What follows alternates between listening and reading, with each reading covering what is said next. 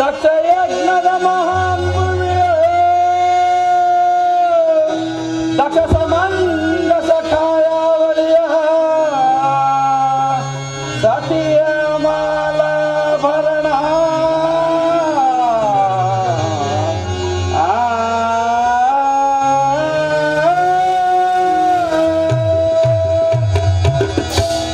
ದಕ್ಷತೆಯ ಗಂಭೀರ ನೋಟವಿದು ದಕ್ಷತೆಯ ಗಂಭೀರ ನೋಟವಿದು ದಕ್ಷತೆಯ ಗಂಭೀರ ನೋಟವಿದು ದಕ್ಷದ ವಿಮೋಚದ ಫಲದಿಂದ ಚೆನ್ನಯ ತಪವೋ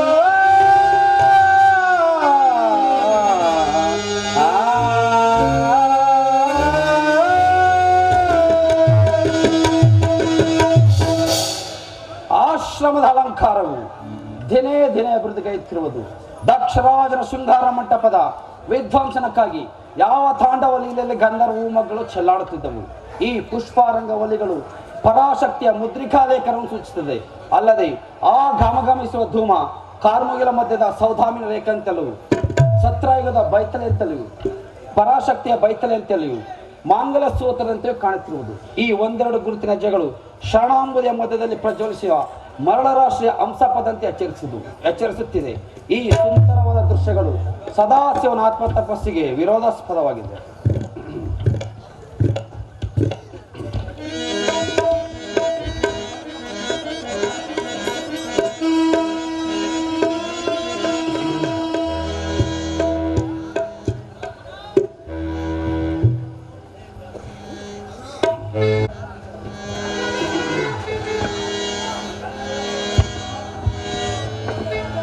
ಪರಮೇಶ್ವರನ ಕಣ್ಣನ್ನು ತಿಳಿಸಲು ಹೀಗೇನು ಮಾಡಲು ಅವರ ಮನವು ಕಠಿಣವಾಗಿಯೇ ಕುಳಿತಿರುವುದಲ್ಲ.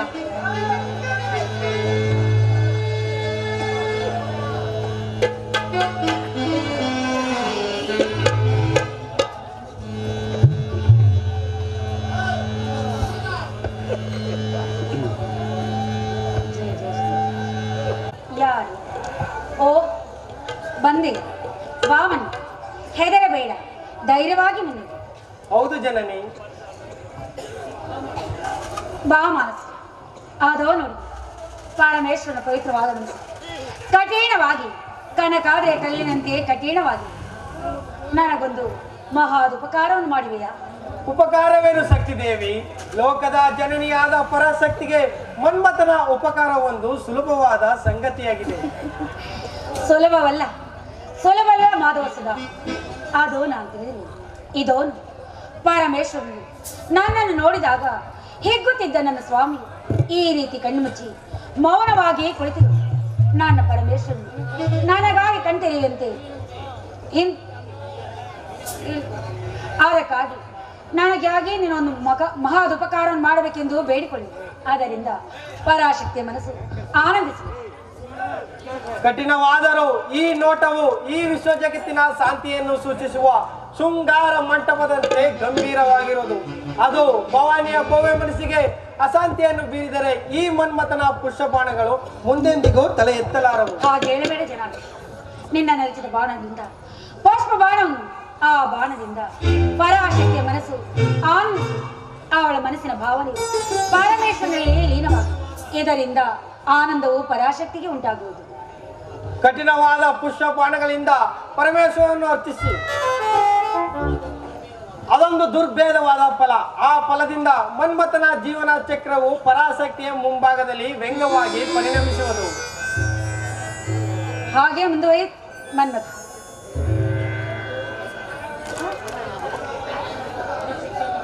ಪರಾಶಕ್ತಿಯ ಮನಸ್ಸನ್ನು ಶಾಂತಿಗೊಳಿಸು.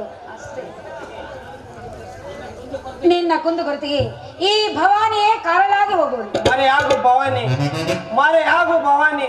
ಭಯಂಕರ ದೃಶ್ಯವನ್ನು ಭವಾನಿಯ ಅವ್ಯಕ್ತ ಮನಸ್ಸಿನಿಂದ ಪ್ರತಿಬಿಂಬಿಸಬಾರದು. ನಿನ್ನ ಆಜ್ಞೆಯಂತೆ ಆಗಲಿ.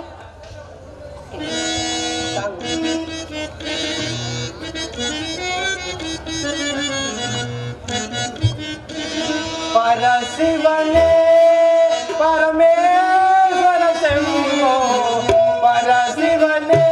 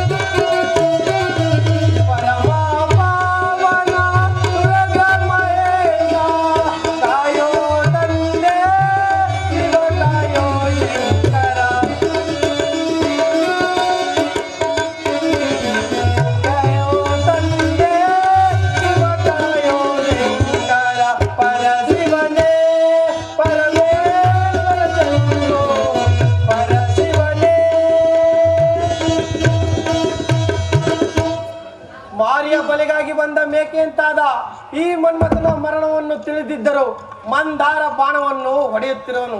ಇದೊಂದು ಮನ್ಮಥನ ಪರಿಭಾವ. ಕಳ್ಳನಂತೆ ವಂಚಿಸಿ ಕಂಗಾಣದೆ ಹಲವು ಶಿವಯೋಗಿಗಳನ್ನು, ಹಲವಾರು ಶಿವ ಧ್ಯಾನ ಪರರನ್ನು ನಿಷ್ಕಾರಣವಾಗಿ ಪುಷ್ಪಬಾಣದಿಂದ ಹೊಡೆದ ಕರ್ಮವು ಪರಮೇಶ್ವರನ ಮುಂಭಾಗದಲ್ಲಿ ಅಣ್ಣಾಯಿತು. ಅದು ದೇವತೆಗಳ ಪರೋಪಕಾರಕ್ಕೆ ಪರಿಗಣಿಸಿದ ವಸ್ತುವಾಯಿತು. ಒಂದು ಬಾರಿ ನನ್ನ ರತಿಯನ್ನು ನೆನೆಯೋಣ. ಚಂದ್ರಜೆ, ನಿನ್ನ ಅದೊಂದು ಬಿಂಕವಾದ ನೋಟವನ್ನು ಈ ದೌರ್ಭಾಗ್ಯ ಮನ್ಮಥನ ಮುಂಗಡಿಯಲ್ಲಿ ಚಿತ್ರಿಸು. ಚಕೋರ ಚಂದ್ರಮರಿಗೆ ನನ್ನ ಅನಂತದ ಅಂತ್ಯದ ನಮಸ್ಕಾರಗಳು. ನಿನ್ನ ಆತ್ಮವನ್ನು ಒಕ್ಕಿ ನಿನಗೆ ಆನಂದದ ಶಾಂತಿಯನ್ನು ನೀಯಲಿ. ಪರಮೇಶ್ವರ, ನಿನ್ನ ಆತ್ಮ ಧ್ಯಾನದ ಸೂರ್ಯ ಕಿರಣದಲ್ಲಿ ನನ್ನ ಪುಷ್ಪಬಾಣದ ಮೊಗ್ಗುಗಳು ಹರಳಲಿ.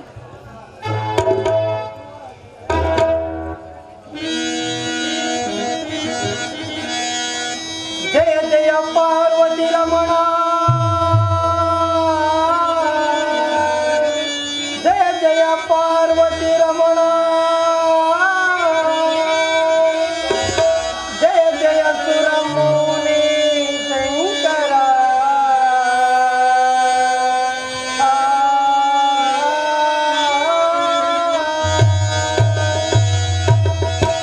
ಜಯ ಜಯ ಸುರಮೌನಿ ಶಂಕರ.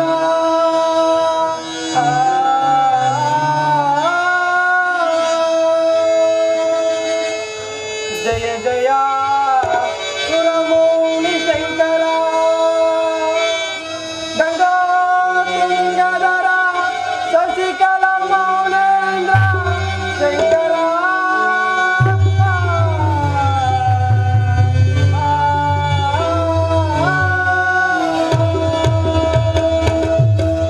ಜಯ ಜಯ ಚಂದ್ರಮೌಳಿ ಶಂಕರ. ಗಂಗಾ ತುಂಗಧರ ಶಶಿಕಲ ಮೌನೇಂದ್ರ ಶಂಕರ.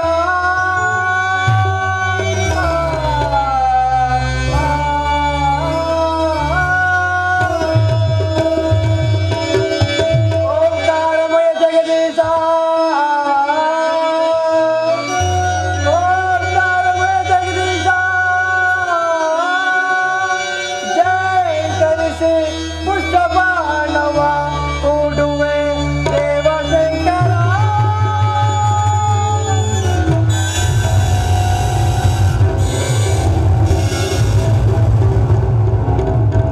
ಆನಂದದ ಭಂಗದಿಂದುಂಟಾದ ಪರಿಭವದಿಂದುಂಟಾದ ಪತನ. ನನ್ನನ್ನು ಮುಟ್ಟಿದವರಾರು? ಅರವಿಂದದ ವಿಜ್ಞಾನದ ಧರ್ಮ, ಅಶೋಕದ ಶೃಂಗಾರದ ಸೊಬಗು, ಚೂತ ಪಲ್ಲವ ತಳತಳಿತ ಕೊಡಿ ಮಿಂಚಿನ ನವ ಪ್ರಕಾಶ ಮಂದಿಗೆಯ ಮನೋಹರ ಶಾಂತಿ, ನೀಲೋತ್ಸವದ ಮಂದ ನಿಲದ ಶೃಂಗಾರದ ಸೊಬಗು ಅದಾವ ಅದ್ಭುತ ಶಕ್ತಿಯ ಒಡಮೂಡಿತು. ಪರಮಾತ್ಮ, ಆ ದುರಂತದ ವ್ಯಕ್ತಿಯು ನಿಮ್ಮ ಮುಂಭಾಗದಲ್ಲಿ ಅಪರಾಧಿಯಾಗಿ ನಿಂತಿರೋನು ನೋಡು ಶಂಕರ. ಇವನೇ ಆ ಪಂಚಬಾಣ ಮನ್ಮಥನು.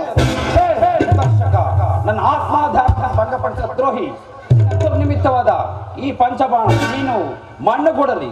ಪರಮಾತ್ಮ, ನನ್ನ ಅಪರಾಧವನ್ನು ಮನ್ನಿಸಿ ಈ ಅವಿಶ್ರಾಂತಿ ಮನ್ಮಥನಿಗೆ ಪ್ರಾಯಶ್ಚಿತ್ತವನ್ನು ಕಲ್ಪಿಸು. ಪ್ರಾಯಶ್ಚಿತ್ತ ಪ್ರಚಂಡ ಮಾರ್ತ ಭಯಂಕರ ಶಬ್ದವನ್ನು ಪರಾಶಕ್ತಿಯ ಪ್ರಚಂಡ ಡಮರುಕದಲ್ಲಿ ಪ್ರತಿಬಿಂಬಿಸಿದ ಜಟಾಧಾರಿಯಲ್ಲಿ ಅಪರಾಧ ಕಲ್ಪಿಸಿದ ನಿನಗೆ ಪ್ರಾಯಶ್ಚಿತ್ತವೇ?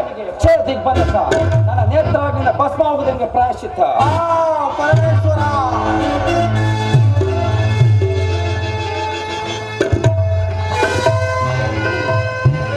ನಾನೆಷ್ಟು ವಿಧವಾಗಿ ಹೇಳಿದ್ದು ಪರಶನ ಮನಸ್ಸಿಗೆ ಶಾಂತಿಲ್ಲದೆ ಹೋಯಿತು.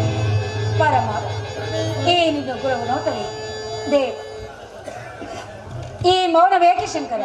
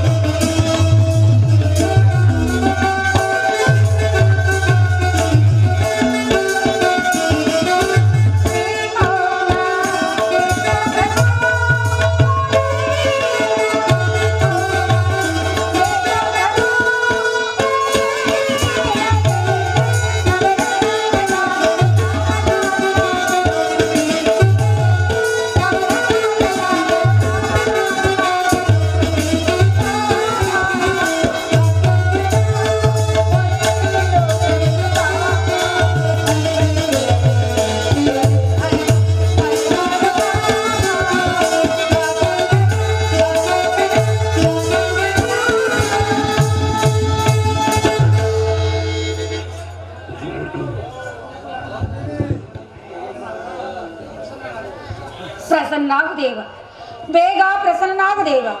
ಸ್ವಾಮಿ, ಈ ನಿನ್ನ ಭಯಂಕರವಾದ ನೋಟದಿಂದ ಈ ಪ್ರಪಂಚವೇ ಕಂಗೊಳಿಸುತ್ತಿರುವುದು. ಅಲ್ಲಿ ಸ್ತಬ್ಧಳಾಗು. ಮನೋರಂಜಿತ ಹಾಲಹಲದ ಮುಡಿವೆಂದು ವಿಜೃಂಭಿಸಿದ ಪರಾಶಕ್ತಿಯ ಪರಮೇಶ್ವರ ಆಶ್ರಮದ ಸ್ಥಳವಿಲ್ಲ. ಅದೇಕೆ ದೇವ? ಆ ಬಲೆಗೆ ಆನೆಯನ್ನು ಕೊಲ್ಲಾರದಂತ ಆತ್ಮವೇನು ದೇವ? ಹಾಲ ವಿಷವಾದರೂ ಏನಿರುವುದು? ಅಂತಹ ವಿಷಯವನ್ನು ತಿಳಿಸಬಾರದೆ. ನೀಲಕಂಠನಾದ ನೀನು ಈ ರೀತಿಯಾಗಿ ಮೌನವಾಗಿರುವುದು ಸಾಧ್ಯವೇ? ಆ ದೇವಿಯ ಭಾಗ್ಯ ಅದು ದೇವತೆಗಳ ರಕ್ಷಲು ಬಂದ ಬಿರುದು. ಆ ದಕ್ಷ ಯಜ್ಞದ ಮಾಂಗಲ್ಯ ವತಿಯ ಮಹಾಶಕ್ತಿಯ ನೋಟ ಹಿಂದೇಕದ ರಾಸೆ. ದೇವ, ಅಂದಿನ ಪಾರ್ವತಿ ದೇವಿಯರು ಉತ್ಕೊಂಡು ಇಂದು ಮತ್ತೆ ಈ ಗಣಾಂಗಗಳಲ್ಲಿ ಸ್ಥಾಪಿಸಬೇಕೆಂದು ಮನೆ ಮಾಡಿ ಬಂದಿವೆ ದೇವ. ಆ ದೇವಿಯ ಭಾಗ್ಯ ದಿನಗಳ ತೊಲಗು, ಇಲ್ಲದಿದ್ದರೆ ನಾನೇ ಆಶ್ರಮವನ್ನು ಬಿಡುವ. ಪರಮೇಶ್ವರ, ಹೊರಟೇ ಹೋದ.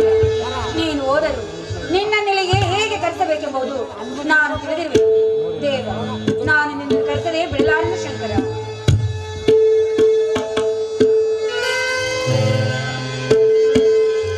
ದೇವ, ಇದೋ ನೋಡು, ರಜತಗಿರಿ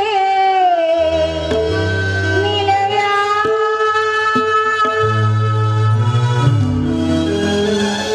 ಶಂಭೋ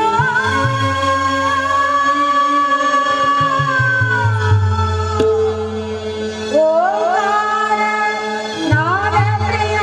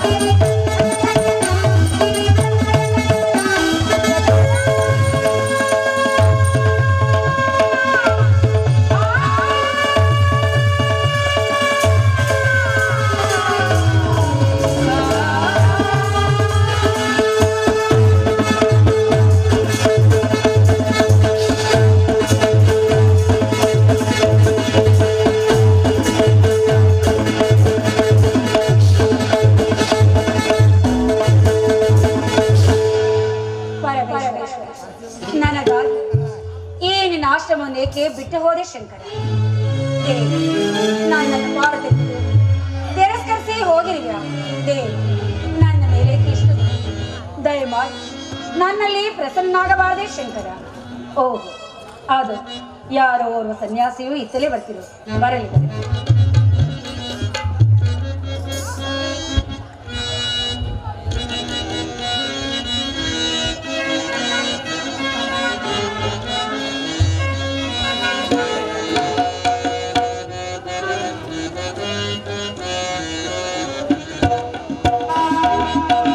ಅಳುವುದರಿಂದ ಫಲವೇನಿಯುವುದು ಬರಿದೇಕೆ ಆಯಾಸ, ಮನವೇ ಬರಿದೇಕೆ ಆಯಾಸ.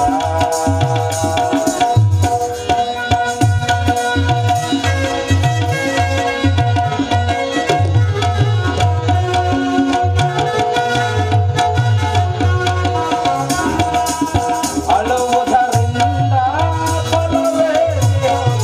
ಬರಿದೇಕೆ ಆಯಾಸ, ಮನವೇ ಬರಿದೇಕೆ ಆಯಾಸ.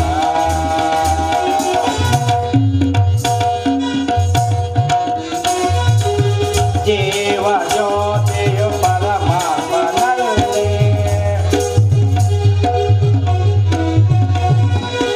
ಜೀವ ಜ್ಯೋತಿಯು ಪರಮಾತ್ಮನಲ್ಲಿ ಸೇರಿ ತುಂಬಿದೆ ಆನಂದವ,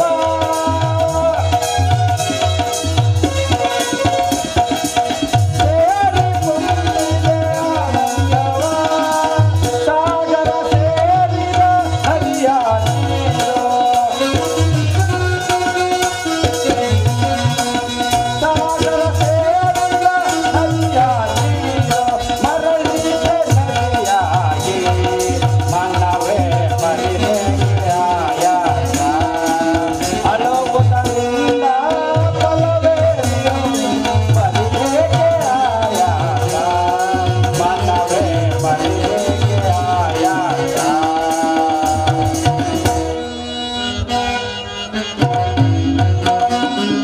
ಮನ್ನ ದೇಹವು ನಿಯಮದಂತೆ,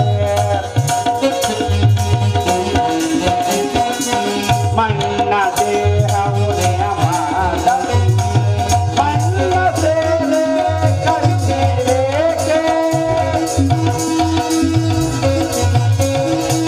ಮನ್ನ ಸೇರೆ ಕಣ್ಣಿರೇಕೆ, ದಾನವರೇ ಶಿವವೇ ದೇಹ, ದಾನವರೇ ಶಿವವೇ ದೇಹ, ಮರಣವು ಯಾರನ್ನು ಬಿಡದೋ ದೇವ, ಮರಣವು ಯಾರನ್ನು ಬಿಡದೋ ದೇವ. ಅಳುವುದರಿಂದ ಫಲವೇನಿಯುವುದು ಬರಿದೇಕೆ ಆಯಾಸ, ಮನವೇ ಬರಿದೇಕೆ ಆಯಾಸ, ಮನವೇ ಬರಿದೇಕೆ ಆಯಾಸ. ಶಿವೋಹಂ, ನೀನಾರು ಸತಿ ಸರ್ವಮಂಗಳೆ ಅಂತ ಮಂಗಳ ಕವದನಿಗೆ ಅರಣ್ಯವಾಸದಲ್ಲಿ ಮನವೇ. ಪೂಜರಿ, ನಾನೇನೆಂದು ಪರ್ವತರಾಜನ ಪುತ್ರಿಯಾಗಿದ್ದರು, ಪಾರ್ವತಿ ದೇವಿ ಎಂಬ ಹೆಸರನ್ನು ಪಡೆದು, ಆದರೆ ಅಂತಹ ಸೌಭಾಗ್ಯವನ್ನು ಸುಂದರವನ್ನು ತೊರೆದು ಇದೇ ನನಗೆ ಆನಂದಮಯವಾದ ಸ್ಥಳವೆಂದು ನಾನಿಲ್ಲಿ ಬಂದಿದ್ದೆ. ಆದರೆ ನಾನಿಲ್ಲಿ ಬಂದರೂ ಬಯಲಾದನೋ ನನ್ನ ಮನದನ್ನು. ಬಾಯಲಲ್ಲಿ ಬಾಯಿ ಬಿಟ್ಟರೆ ಬರುವನೆ ಆ ನಿನ್ನ ಮಮದೇವ, ಬಾಯಲಾಸ ಬೇಡ ಬಾಂಧವಳೆ. ಓಹೋ, ಬಾ ಎಂದರೆ ಬರುವನು, ಬರಬೇಡವೆಂದರೆ ಹೋಗುವನು. ಬಾಯಿ ತುಂಬ ಹೋಗಿದ್ದರೆ ನಂದಿಯ ಮೇಲೆ ನಲವೇರಿ ಬರುವನು ಆ ನನ್ನ ಮನದನ್ನು. ಆ ನಿನ್ನ ಬಾಯಲಾಸೆಯ ಪತಿಯಾದ ಸ್ತ್ರೀಯೇ? ಅವನೇ ನನ್ನ ಭಾಗ್ಯದ ಮಹಾದೇವರು. ಆ ಶಿವನ ಹಿಂದೆ ಎಲ್ಲಿಯಾದರೂ ನೋಡಿರುವೆಯ? ತಿಳಿಯುವುದೇ ನೋಡುವುದೇನು? ಬಾಯ್ ನಾಗಭೂಷಣ, ನಾಗಚರ್ಮ, ಗಜಚರ್ಮಾಂಬರು, ತ್ರಿಶೂಲಧಾರಿ, ಹಾಗೆ ಭಸ್ಮರು ಜನ ನಿರಾವರನು ಅವನೇ ನನ್ನ ಶಂಕರನು ಮಹಾದೇವನು. ಆ ನಿನ್ನ ಪತಿ ಅನಂತ ರೂಪಗಳಲ್ಲಿ ಅವನ ರೂಪವಾದ ಸ್ತ್ರೀಯೇ?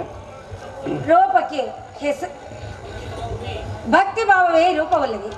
ಭಕ್ತಿಗೆ ರೂಪವಿಲ್ಲವೇ ಸಖಿ? ಇಲ್ಲ. ಛೇ, ರೂಪಿಲ್ಲದ ಭಕ್ತಿಯಿಂದ ನೀನು ರೂಪಲ್ಲದ ಆ ಪರಶುವನ್ನು ಬಯಸುವ ನೀನವರಳು ಹುಚ್ಚಿ. ಛೇ ಛೇ, ಎಂತಹ ಮಾತುಗಳನ್ನು ಆಡ್ತೀನಿ.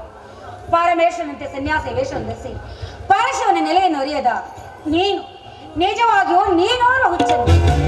ಕಲ್ಯಾಣಿ, ನಿನ್ನನ್ನು ನೋಡಿದ ನನಗೆ ಮನುಕ ಉಂಟಾಗುತ್ತದೆ. ಏಕೆ? ಅಬಲೆಯನ್ನು ನೋಡಿದರೆ ಮನುಕ ಉಂಟಾಗುವುದು ಸನ್ಯಾಸಿಗಳ ಲಕ್ಷಣವಾಗಿ ಹೋಗಿರುವುದು. ಹಾಗಲ್ಲ, ಮತ್ತೇನು?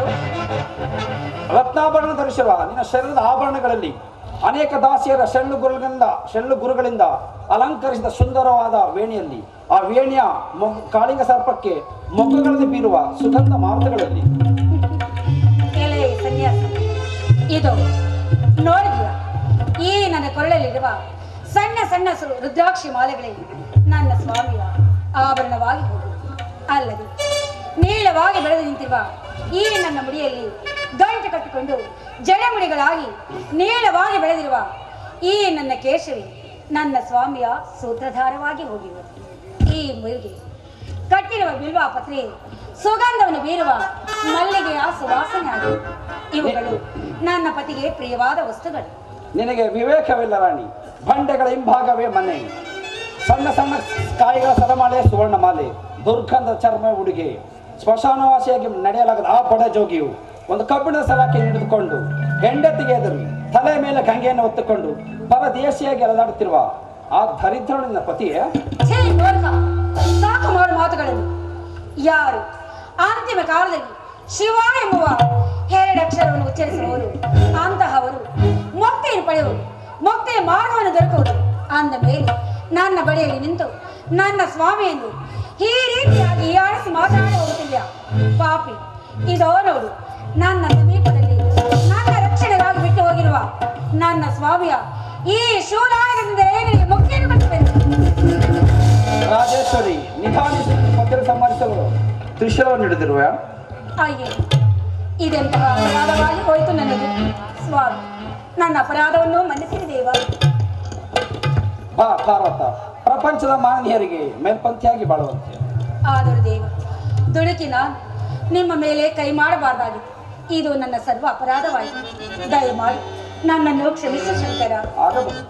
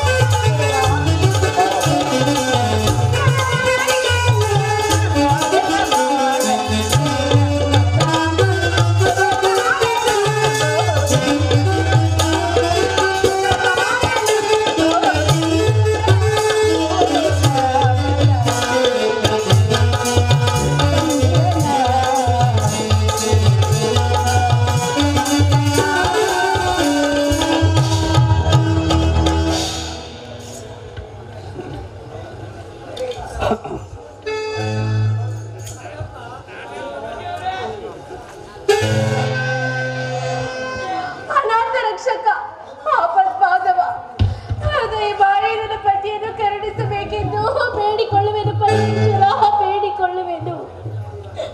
ಚಂದ್ರಜಿ, ನಿನ್ನ ಪತಿಯು ನನ್ನ ಜ್ಞಾನಾನಂದಕ್ಕೆ ಕಂಠಪ್ರಾಯನಾದ್ರಿಂದ ನನ್ನ ತ್ರಿನೇತ್ರದಲ್ಲಿ ಭಸ್ಮನಾದ. ಅಯ್ಯೋ ದೈವವೇ, ತಾಯಿ ಜಗನ್ಮಾತೆ, ನೀವಾದ್ರೂ ನಿಮ್ಮ ಪತಿಗೆ ಹೇಳಿ ನನ್ನ ಪತಿಯನ್ನು ಕರುಣಿಸಬಾರದೆ ತಾಯಿ. ರತಿ, ಶಾಂತಳಾಗು ಮಗಳೇ, ಶಾಂತಳ. ದೇವ್ ನೋಡಿದ್ಯ, ಅಂದು ನೀವು ಮೌನವಾಗಿ ಕುಳಿತಿರಲಿಲ್ಲ.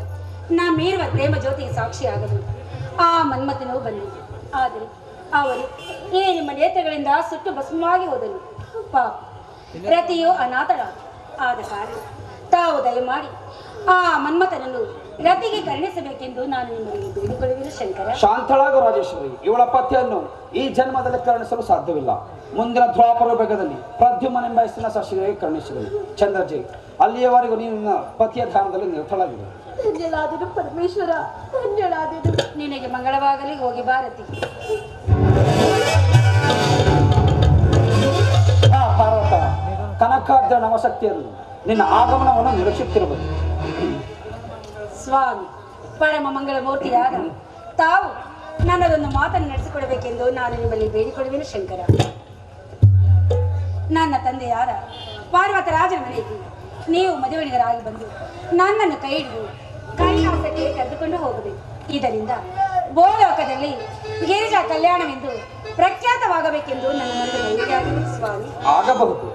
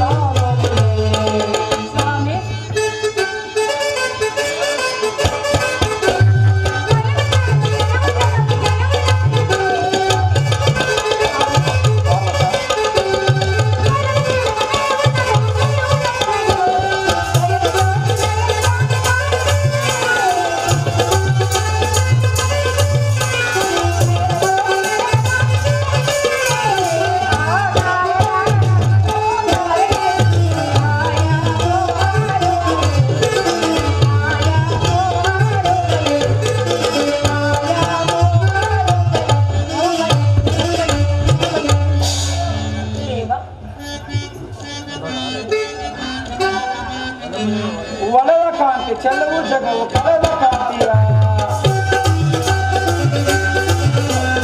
ಒಳದ ಕಾಂತಿ ಚೆಲ್ಲವು ಜಗವು ಕಳೆದ ಕಾಂತಿಯ ಭಯದ ಸೋಕಿ ಭಯದ ಕಾಂತಿ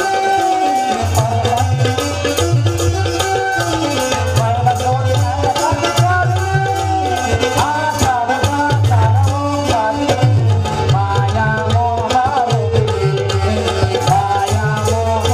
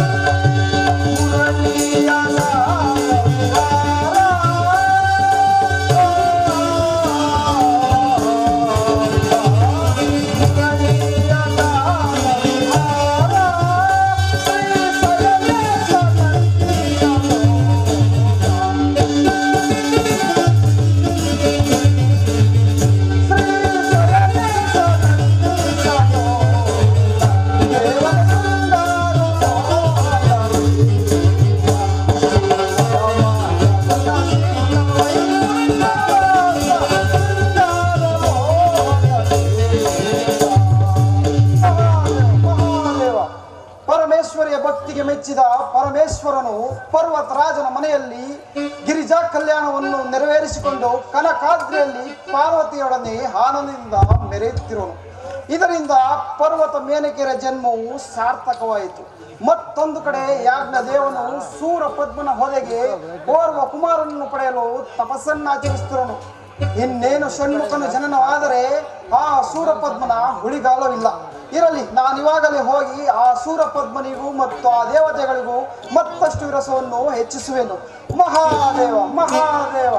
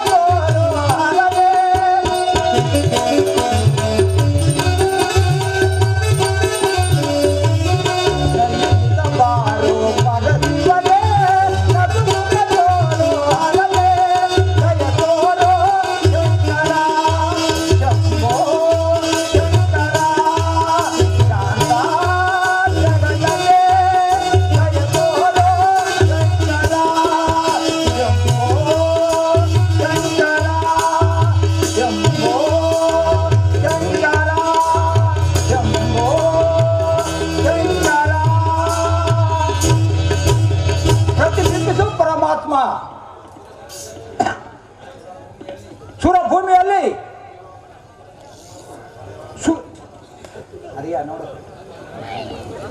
ಸೂರಪದ್ಮನ ಪರಾಕ್ರಮ ಜಾಲಿಯಲ್ಲಿ ಕಾವೇರಿ ಸಿಡಿಯುತ್ತದೆ. ಪದ್ಮನಿಗೆ ನಿನ್ನ ದಯಾರಸದ ಕೊಟ್ಟ ವರಗಳಿಂದ ನಿಶಾಚರ್ಯ ವಿಜಯಲಕ್ಷ್ಮಿ ಕಲ್ಯಾಣದ ಕಣ್ಣಿನಂತೆ ಅದುರುತ್ತಿರುವುದು. ಅಂದಿನ ವಿಷ್ಣು ಲೋಕದ ಪರಿಭವವನ್ನು ನೋಡಿದರೆ ದೇವತೆಗಳೇ ಸುರಲೋಕದಲ್ಲಿ ಸ್ಥಳವಿಲ್ಲ. ಮುಜುಕುಂದನನ್ನು ಬೇಡಿದವು. ಆ ಸೂರ್ಯ ವಂಶದ ಖಡ್ಗಧಾರಿಯು ಸ್ವಲ್ಪ ತೇಜಸ್ಸಿನ ಸ್ವಲ್ಪ ಮಟ್ಟಿಗೆ ನಿನ್ನ ಧ್ಯಾನವನ್ನು ಮಾಡುವುದಕ್ಕೆ ನನಗೆ ಅವಕಾಶವನ್ನು ಕಲ್ಪಿಸಿಕೊಟ್ಟನು. ಬಂದನ ಮನಸ್ಸಿಗೆ ಶಾಂತಿಯನ್ನುಂಟು ಮಾಡುವ ದೇವ.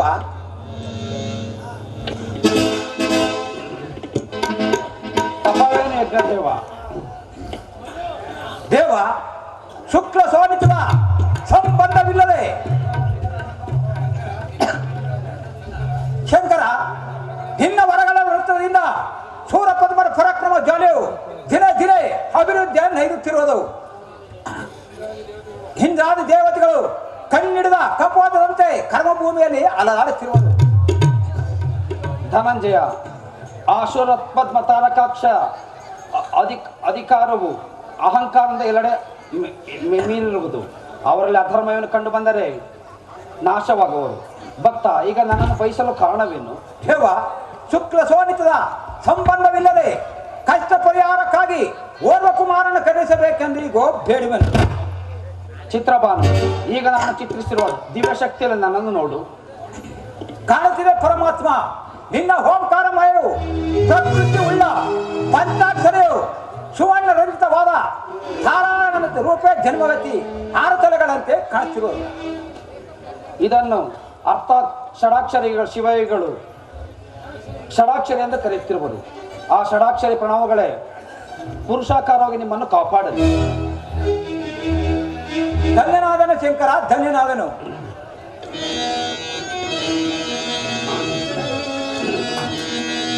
ಬಿಡು ಬಿಡು ಭೀತಿಯನು ನೀ, ಬಿಡು ಬಿಡು ಭೀತಿಯನು ನೀ, ಸಡಗರದಿಂದರುವೆನು ಭಕ್ತ.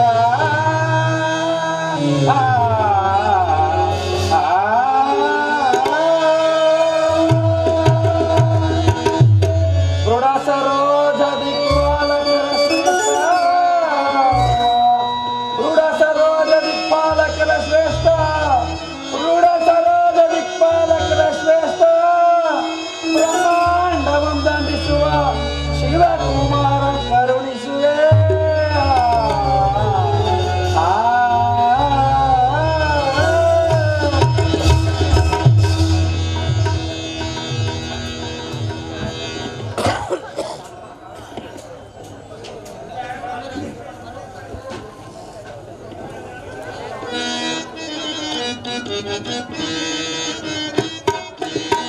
ಕಂಡೆ ಕಾರಣ ಮೂರ್ತಿಯ ಕಂಡೆ,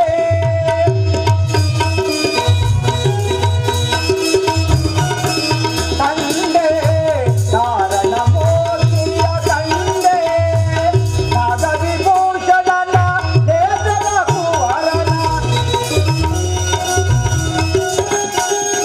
ನಾದ ವಿಭೂಷಣನ ನೇತ್ರ ಕುವರನ, ಕೊಡು ಪಂಕಗಳನ ಕಣವಾಸ ರೂಪನ ಕಂಡೆ, ಮೂರ್ತಿಯ ಕಂಡೆ.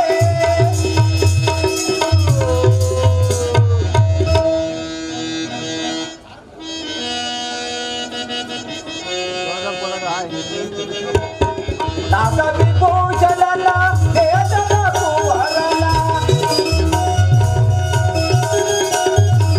ನಾದ ವಿಭೂಷಣನ ನೇತ್ರ ಕುವರನ, ಪಡು ಪಂಕಗಳನ ಪ್ರಣವಾಸ ರೂಪನ ಕಂಡೆ, ಕಾರಣ ಮೂರ್ತಿಯ ಕಂಡೆ, ಕಂಡೆ ಕಾರಣ ಮೂರ್ತಿಯ ಕಂಡೆ.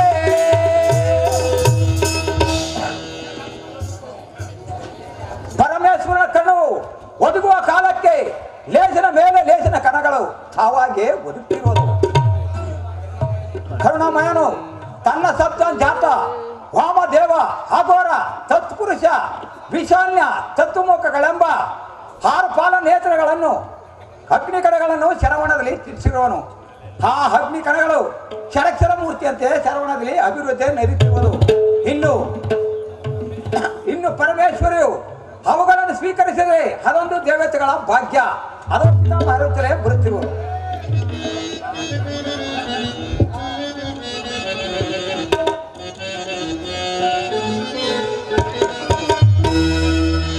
ಅವಿವಾಕನನೆ ತಪ ತಪ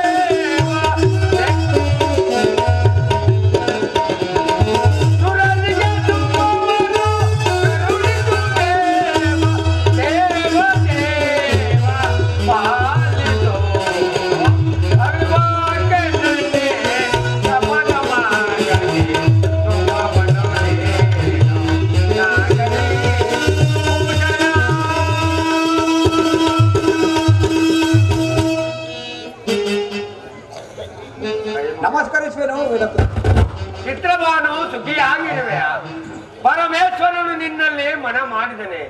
ದೇವತೆಗಳ ಶೋಕಾಗ್ನಿಯನ್ನು ನಂದಿಸಲು ನೀನು ಮಾಡಿದ ತಪವೇನಾಯಿತು? ದೇವ ದುರ್ಧರವಾದ ತಪೋನಿಷ್ಠೆಯಲ್ಲಿ ಗಂಗಾಧರನನ್ನು ಒಲಿಸಿದನು. ಪರಮಾತ್ಮನು ಭಕ್ತರ ಮನವಿಷ್ಟವನ್ನು ಸಲ್ಲಿಸುವುದಕ್ಕಾಗಿ ಒಂದು ಸುಂದರವಾದ ಹಾರಮುಖಗಳ ಪಾಲಾಜ್ಞೆ ಕಣಗಳನ್ನು ಶರವಣಲ್ಲಿ ಚಿತ್ರಿಸಿದನು. ಆ ಕರುಣಾಮಯನು ಒಂದು ಮಹತ್ತರವಾದ ಮೂರ್ತಿಯನ್ನು ಶರವಣದಲ್ಲಿ ಬೀಸಾಡಿರುವನು. ಆದ್ದರಿಂದ ನಾವು ಇವಾಗಲೇ ಇಂದ್ರಾದಿ ವಿಷ್ಣುಗಳನ್ನು ಕರೆದುಕೊಂಡು ಶರವಣಲ್ಲಿ ಹುಟ್ಟಿದ ಕುಮಾರನ ಶಿವರ ಶಕ್ತಿಯಲ್ಲಿ ಬೇಡಿ ಸೂರಪದ್ಮನ ವಧೆಗೆ ಹಣಿ ಮಾಡೋಣ, ನಡೆಯಿರಿ. ತಥಾಸ್ತು.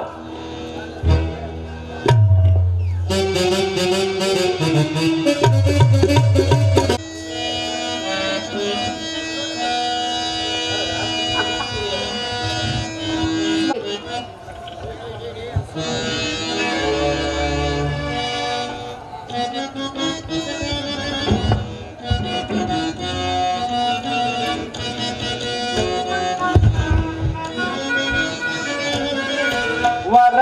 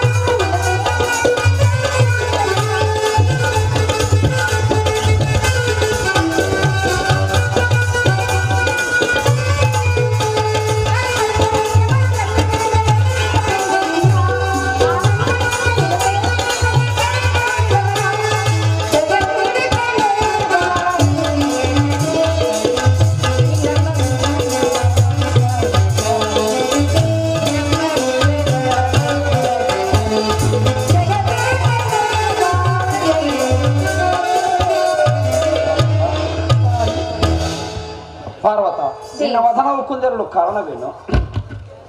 ಪ್ರಾಣೇಶ್ವರ, ನನಗೆ ಒಂದು ಮುದ್ದಾದ ಕಂದನನ್ನು ನೋಡಬೇಕು ಎನ್ನುವ ಆಸೆಯಾಗಿರುವುದು ಸ್ವಾಮಿ.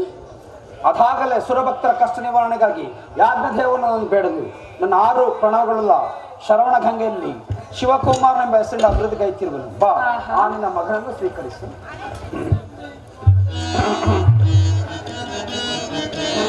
ಪಾರ್ವತ,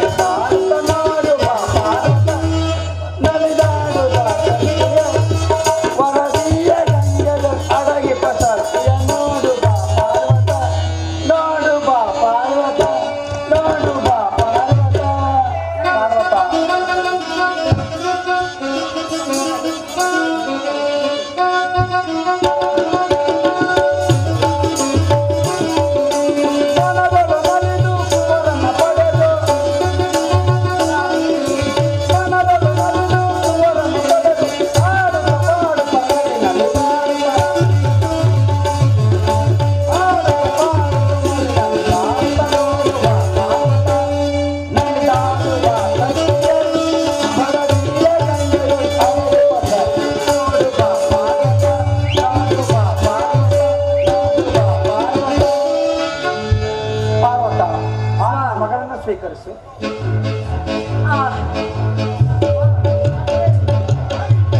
ಕಂದ, ಎಷ್ಟು ಮುದ್ದಾಗಿರುವೆ ಮಗು. ಸ್ವಾಮಿ, ಧನ್ಯಳಾದೆನು ದೇವ ನಾನು. ಈ ಮುದ್ದು ಕಂದನನ್ನು ನೋಡಿ ನನ್ನ ಮನಸ್ಸಿಗೆ ಅತ್ಯಾನಂದವಾಯಿತು.